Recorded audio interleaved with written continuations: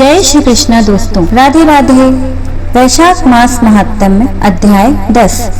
श्री गणेशाय नमः। पिछले अध्याय में हमने 3 प्रेतों के उद्धार की पावन कथा सुनी।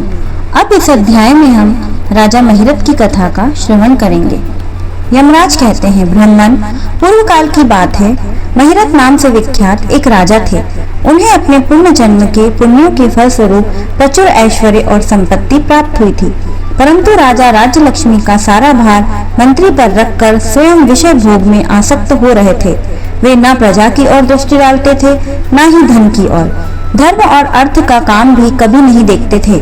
उनकी वाणी तथा उनका मन कामनियों की क्रीड़ा में ही आसक्त था। राजा के पुरोहित का नाम कश्यप था। जब राजा को विषयों में रमते हुए बहुत दिन व्यतीत हो गए, तब पुरोहित ने मन में विचार किया, जो गुरु मोहवश राजा को अधर्म से नहीं रोकता, वह भी उसके पाप का भागी होता है। यदि समझाने पर भी राजा अपने पुरोहित के वचनों की अवहेलना करता है, तो पुरोहित निर्दोष हो जाता है। उस दशा में राजा ही सारे दोषों का भागी होता है। यह सोचकर उन्होंने राजा से धर्मानुकूल वचन कहा। कश्यप बोले, राजन, मैं तुम्हारा गुरु हूँ, अतः धर्म और अर्थ से युक्त मेरे वचनों को सुनो। राजा के लिए यही सबसे बड़ा धर्म है कि वह गुरु आज्ञा में रहे। गुरु की आज्ञा का आंशिक पालन भी राजाओं की आयु, लक्ष्मी तथा सौख्य को बढ़ाने वाला है। तुमने दान के द्वारा कभी ब्राह्मणों को तृप्त नहीं किया, भगवान श्री विष्णु की आराधना नहीं की, कोई व्रत, तपस्या तथा तीर्थ भी नहीं किया। महाराज, कितने खेद की बात है कि तुमने काम के अधीन होकर कभी भगवान के नाम का स्मरण नहीं किया।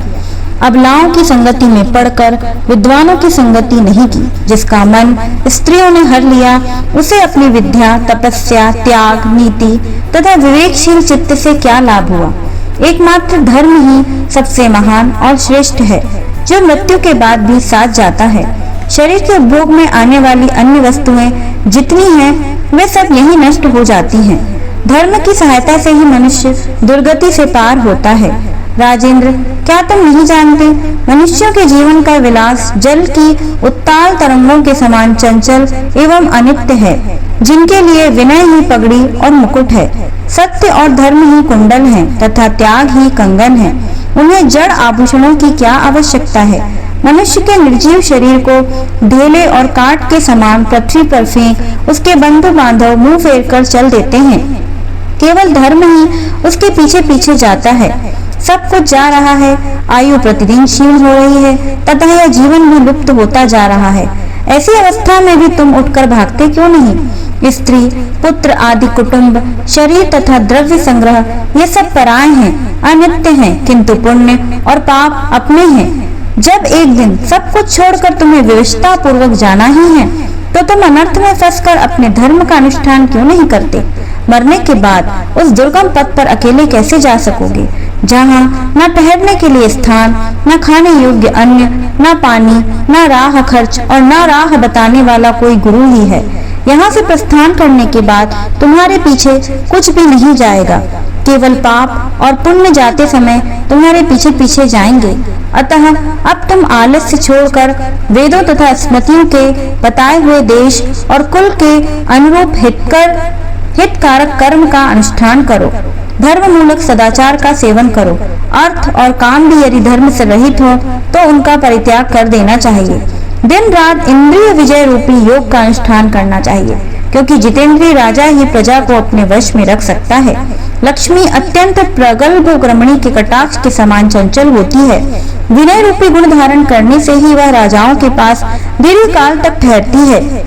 जो अत्यंत कामी और घमंडी हैं, जिनका सारा कार्य बिना विचारे ही होता है, उन मूढ़ चेता राजाओं की संपत्ति उनकी आयु के साथ ही नष्ट हो जाती है। व्यसन और मृत्यु, इनमें व्यसन को ही कष्टदायक बताया गया है। व्यसन में पड़े हुए राजा की अधोगति होती है, और जो व्यसन से दूर रहते हैं वह स्वर्ग लोक में जाते हैं। व्यसन और दुख विशेषतः काम से ही उत्पन्न होते हैं, अतः काम का परित्याग करो। पापों में फंस जाने पर वैभव एवं भोग स्थिर नहीं रहते, वे शीघ्र ही नष्ट हो जाते हैं। चलते, रुकते, जागते और सोते समय भी जिसका चित्त विचार में संलग्न नहीं रहता, वह जीते जी भी मरे हुए के ही तुल्य है। विद्वान पुरुष विषय चिंता छोड़कर समतापूर्ण, स्थिर एवं व्यवहारिक युक्ति से परमार्थ का साधन करते हैं। जीव का चित्त बालक की भांति चपल होता है, अतः उससे बलपूर्वक काम लेना चाहिए। राजन, धर्म के तत्वदर्शी वृद्ध पुरुषों की बुद्धि का सहारा ले पराबुद्धि के द्वारा अपने कुपथगामी चित्त को वश में करना चाहिए।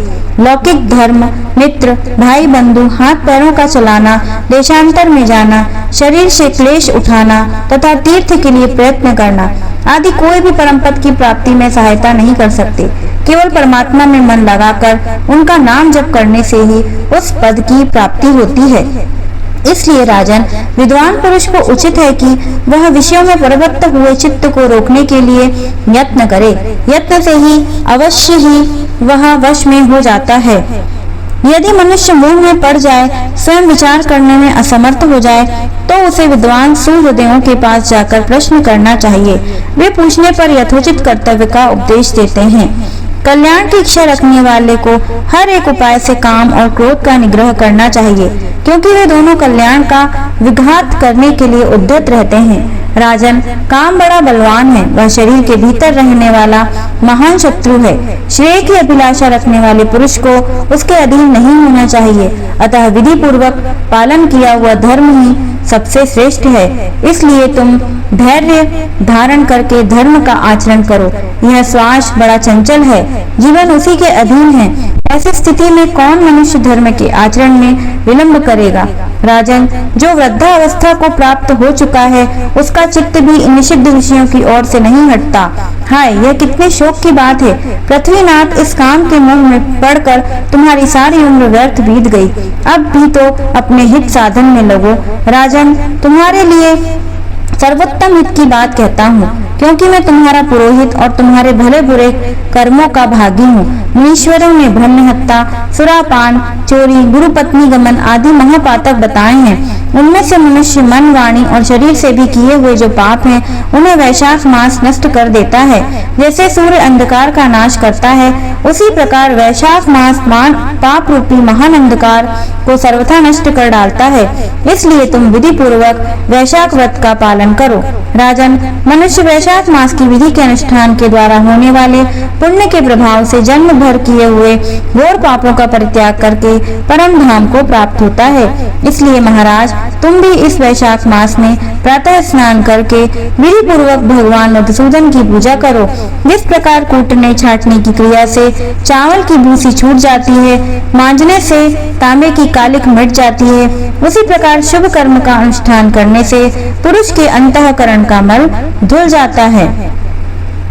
राजा ने कहा, सौम्य स्वभाव वाले गुरुदेव, आपने मुझे वह अमृत पिलाया जिसका आविर्भाव समुद्र से नहीं हुआ है। आपका वचन संसार रूपी रोग का निवारण तथा दुर्व्यसनों से मुक्त करने वाला द्रव्य भिन्न औषध है। आपने कृपा करके मुझे आज इस औषध का पान कराया है। विप्रवर, सत्पुरुषों का समागम मनुष्यों को हर्ष प्रदान करने वाली एवं उनके पाप को दूर भगाने वाली तथा जरूर मृत्यु का अपहरण करने वाली संजीवनी बूटी है। इस पृथ्वी पर जो जो मनोरथ दुर्लभ माने गए हैं, वे सब यह साधु पुरुषों के संग से प्राप्त हो जाते हैं। जो पापों का अपहरण करने वाली सत्संग की गंगा में स्नान कर चुका है, उसे दान, तीर्थ सेवन, तपस्या तथा यज्ञ आदि करने की क्या आवश्यकता है। प्रभु, आज के पहले मेरे मन में जो भाव उठते थे, वे सब केवल काम उत्पन्न करने वाले थे, परंतु आज आपके दर्शन से तथा वचन सुनने से उनमें विपरीत भाव आ गया। मूर्ख मनुष्य एक जन्म के सुख के लिए हजारों जन्मों का सुख नष्ट करता है, और विद्वान पुरुष एक जन्म से हजारों जन्म बना लेते हैं। हाय हाय, कितने खेद की बात है कि मुझ मूर्ख ने अपने मन को सदा काम जनित भी रस के आस्वादन सुख में ही फंसाए रखने के कारण कभी कुछ आत्म कल्याण का कार्य नहीं किया। अहो, मेरे मन का कैसा मोह है, जिससे मैंने स्त्रियों के फेर में पड़कर अपने आत्मा को घोर विपत्ति में डाल दिया, जिसका भविष्य अत्यंत दुखमय है तथा जिससे पार पाना बहुत कठिन है। भगवान, आपने स्वतः संतुष्ट होकर अपनी वाणी से आज मुझे मेरी स्थिति का बोध करा दिया। अब उपदेश देकर मेरा उद्धार कीजिए। पूर्व जन्म में मैंने कोई पुण्य किया था जिससे आपने मुझे बोध कराया है। विशेषतः आपके चरणों की धूलि से आज मैं पवित्र हो गया। वक्ताओं में श्रेष्ठ, अब आप मुझे वैशाख की विधि बताइए। तदनंतर पुरोहित कश्यप ने राजा महिरथ से वैशाख मास में स्नान, दान और पूजन कराया। शास्त्र में वैशाख स्नान की जैसी विधि उन्होंने देखी थी उसका पूरा पालन कराया।